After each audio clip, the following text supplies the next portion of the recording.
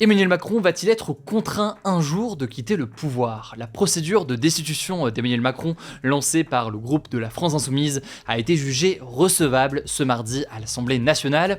Mais alors, qu'est-ce que ça veut dire concrètement? Est-ce qu'elle a réellement des chances de passer? Et surtout, pourquoi est-ce que tout cela fait autant débat? Salut, c'est Hugo, j'espère que vous allez bien. C'est donc le sujet à la une des actualités du jour. Merci au passage d'être chaque jour plus nombreux à suivre ce format, que ce soit sur YouTube ou alors en podcast. Alors la destitution, ça fait plusieurs semaines qu'on en parle, c'est donc une procédure de droit qui vise à priver quelqu'un de sa fonction. Là en l'occurrence, l'idée pour la France Insoumise qui porte ce projet serait de priver Emmanuel Macron de cette fonction de président. En France, il existe dans la Constitution, donc dans la norme suprême du pays, l'article 68 qui prévoit la possibilité de démettre le président de la République, donc de le pousser en quelque sorte à la démission, et ce, en cas, je cite, de manquement à ses devoirs. Ici, on a déjà eu l'occasion d'en parler sur la chaîne, la France Insoumise dénonce la posture du président de la République qui, après les élections législatives, a décidé de ne pas nommer Lucie Castet comme première ministre, alors que le nouveau Front Populaire est arrivé en tête de ces élections. Alors je le disais, cette procédure de destitution, elle a été lancée donc par la France Insoumise et elle a été jugée recevable ce mardi matin par le bureau de l'Assemblée nationale, qui est la plus haute instance exécutive de l'Assemblée. Son rôle, c'est notamment de s'assurer que les critères posés par l'article 68 de la Constitution sont bien respectés. Alors en soi, c'est pas vraiment une surprise que ce soit validé par ce bureau, puisque la gauche est majoritaire dans cette instance, elle a 12 sièges sur 22. Mais alors pourquoi est-ce que cette tentative de pousser Emmanuel Macron hors du pouvoir fait autant débat au sein de la gauche? Il y a d'abord la question de l'attitude à adopter face à Emmanuel Macron. La France Insoumise semble vouloir aller jusqu'au bout de cette procédure, alors que les autres partis semblent beaucoup plus frileux. Par exemple, les députés du Parti socialiste ont choisi de ne pas s'opposer à cette procédure de destitution, donc ils laissent entre guillemets la procédure se faire, mais ils ont aussi déclaré qu'ils voteraient unanimement contre, estimant que cette procédure est vouée à l'échec et qu'elle serait susceptible de donner une forme de légitimité au président. En gros, pour faire simple, ils estiment donc que ça n'a aucune chance de passer. Ils estiment donc que le fait que cette procédure soit finalement retoquée et qu'elle ne soit pas adoptée à l'issue de tout ça ne fasse que renforcer donc Emmanuel Macron. Alors factuellement, c'est vrai que cette procédure est donc une potentielle destitution d'Emmanuel Macron, ça a très peu de chances de passer. Je vous passe les détails, mais il faut notamment l'approbation des 2/3 des parlementaires des deux chambres. Donc on parle là du Sénat et de l'Assemblée nationale réunis en haute cour. Et en gros, ça semble extrêmement improbable, puisque la gauche n'est pas majoritaire au Sénat. Et vous l'avez compris, à l'Assemblée nationale, elle a environ 1/3 des sièges de députés. Et évidemment que le camp présidentiel ne va pas voter pour. Et on imagine mal aussi aujourd'hui le Rassemblement national voter une telle procédure. Dans les faits, donc, ça a très peu de chances de passer, mais c'est donc finalement davantage un symbole, un coup de communication politique de la France Insoumise, qui mettent d'ailleurs beaucoup en avant ces derniers jours leur pétition nommée Macron Destitution, qui a recueilli près de 300 000 signatures. Une pétition qui est donc beaucoup signée, mais qui factuellement dans la procédure ne change pas grand-chose, puisque vous l'aurez compris, ce sont donc les parlementaires qui ont le pouvoir là-dessus. Bref, ça illustre donc des divergences sur la posture, on va dire, à adopter par rapport à Emmanuel Macron. D'ailleurs, on a la même question par rapport à Michel Barnier, le nouveau Premier ministre, avec certains camps, par exemple, le Parti communiste français et Fabien Roussel, qui ont accepté de discuter avec Michel Barnier, même s'ils ont aussi dit qu'ils voteraient une motion de censure pour essayer de pousser à la démission Michel Barnier, tandis qu'il y a d'autres partis du nouveau Front Populaire, par exemple la France Insoumise, qui considèrent qu'il ne faut pas rencontrer Michel Barnier. Bref, une procédure de destitution, ça semble impossible, mais il y a tout de même quelques interrogations sur la capacité d'Emmanuel Macron à rester au pouvoir jusqu'en 2027, et certains estiment qu'il pourrait même finir par démissionner. Alors disons les choses tout de suite, c'est très peu probable aujourd'hui, mais tout de même, on sent que c'est quelque chose qui est de plus en plus discuté. Par exemple, on peut parler d'Édouard Philippe, c'est donc l'ancien Premier ministre, maire du Havre et désormais candidat à la prochaine présidentielle. Il a déclaré il y a quelques semaines qu'il était candidat donc à la prochaine présidentielle avec cette formulation-là, sous-entendu donc ce n'est pas forcément en 2027. Et par ailleurs, dans une interview au magazine Le Point, il confirmait être prêt en cas d'organisation de présidentielle anticipée, une organisation donc de présidentielle anticipée qui serait liée donc à une démission du président français. Alors évidemment, en étant candidat maintenant, Édouard Philippe n'est pas sûr qu'Emmanuel Macron va démissionner avant 2027, mais encore une fois, ça reste relativement peu probable, mais tout de même, il se place en estimant qu'il y a une possibilité, et donc il se porte candidat dès maintenant. Concrètement, certains estiment qu'une qu'une telle démission pourrait arriver si le président considère que la situation politique est complètement bloquée, qu'il est impossible de désigner un gouvernement qui tient, ou alors d'ailleurs d'avoir une majorité qui ressort des élections législatives. Alors maintenant, ce qu'on peut aussi noter, c'est ses déclarations. En 2019, par exemple, Emmanuel Macron déclarait lors de la période des Gilets jaunes, je cite, « Le président de la République ne devrait pas pouvoir rester s'il avait un vrai désaveu en termes de majorité ».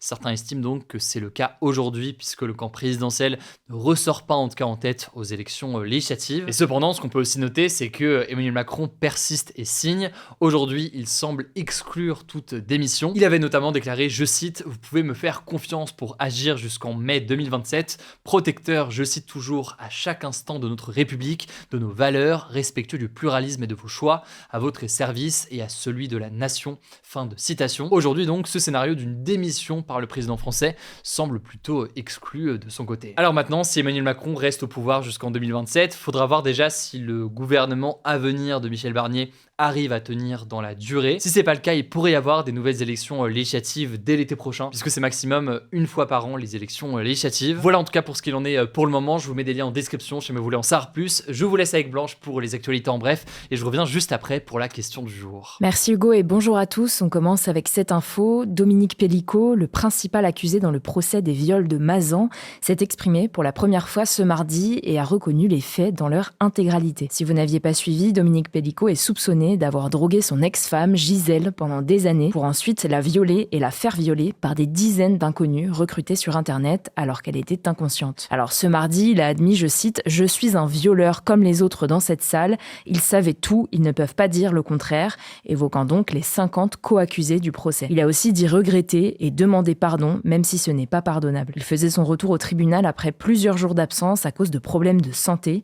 Dans les prochains jours, la cour doit entendre les autres accusés âgés de 26 à 74 ans. On suivra ça. Deuxième actu, le groupe américain Meta, donc la société qui possède Facebook, Instagram et WhatsApp, a annoncé ce lundi bannir les médias d'État russes sur ses différentes plateformes. La raison, c'est que le groupe veut éviter, je cite, toute activité d'ingérence étrangère. Concrètement, il craint que des médias comme Rossiya Segodnya ou Russia Today, contrôlés par le pouvoir russe, utilisent ces applications pour récolter des informations. À noter que cette annonce tombe après que le secrétaire d'État américain Anthony Blinken a dénoncé vendredi des activités de déstabilisation du média Russia Today, transformé selon lui en branche du renseignement russe dans le monde. En juin, la Russie avait de son côté bloqué l'accès à plus de 80 médias européens. Alors suite à ça, le porte-parole de la présidence russe, Dmitry Peskov, a réagi en déclarant, je cite, « De telles actions contre les médias russes sont inacceptables ». Il estime aussi que Meta se discrédite en prenant cette décision. Troisième actu, une photo d'un débris du sous-marin Titan qui a implosé près du Titanic l'année dernière a été dévoilée pour la première fois. Le Titan, c'est donc ce sous-marin qui avait disparu dans l'océan Atlantique le 18 juin 2023 lors d'une mission pour explorer l'épave du Titanic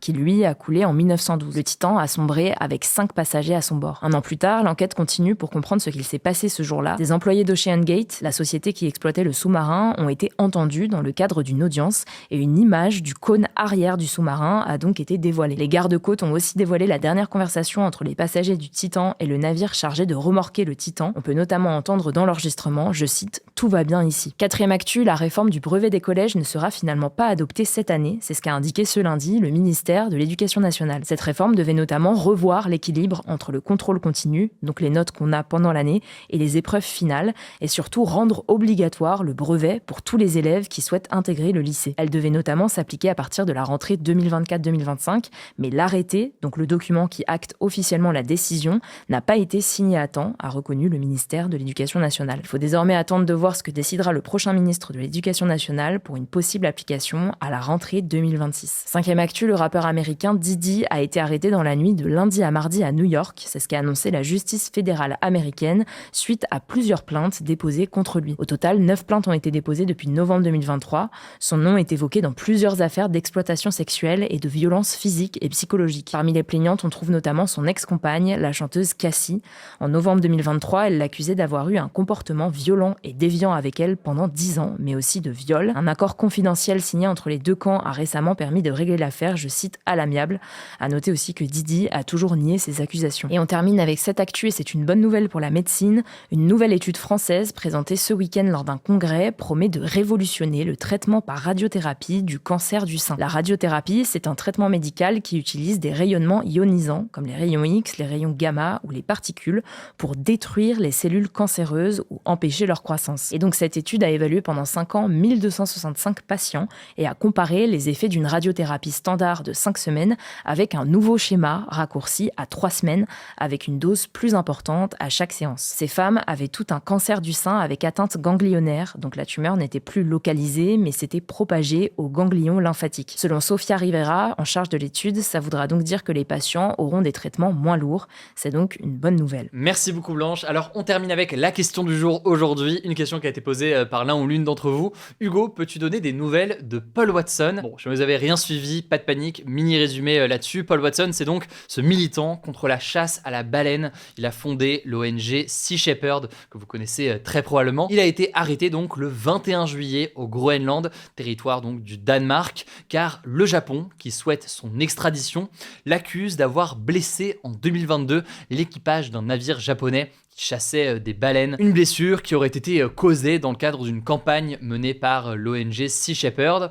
Lui, de son côté, dément toutes ces accusations. Alors, le Japon demande l'extradition, donc l'envoi de Paul Watson directement au Japon pour qu'il soit jugé. Cette demande, elle devait être examinée au Danemark le 4 septembre. Finalement, ça a été reporté au 2 octobre. Donc, pour l'instant, eh bien, on est en quelque sorte en attente de ce verdict du Danemark le 2 octobre. En attendant, il est toujours détenu actuellement au Groenland. En tout cas, ce qu'on peut noter, c'est que ce mardi, 95 parlementaires socialistes ont publié une tribune dans le Nouvel Obs appelant le Japon à abandonner justement cette procédure d'extradition et demandant donc au Danemark sa libération. On verra donc ce qu'il en est. Évidemment, on vous tient au courant directement sur ce format, mais c'était une question intéressante pour faire une petite mise à jour sur la situation actuellement. Je vous avais d'autres questions au passage, soit sur les coulisses de notre travail, soit sur des questions d'actualité. Posez-les dans les commentaires sur YouTube ou alors sur Spotify. Mettez question du jour, 2 points, et après vous mettez votre question. Comme ça, je les vois plus facilement. Pour plus d'actualité, vous le savez, rendez-vous sur Instagram. Le nom du compte, c'est Hugo Décrypte. Prenez soin de vous, prenez soin de vos proches, et puis on se dit à demain pour une nouvelle vidéo.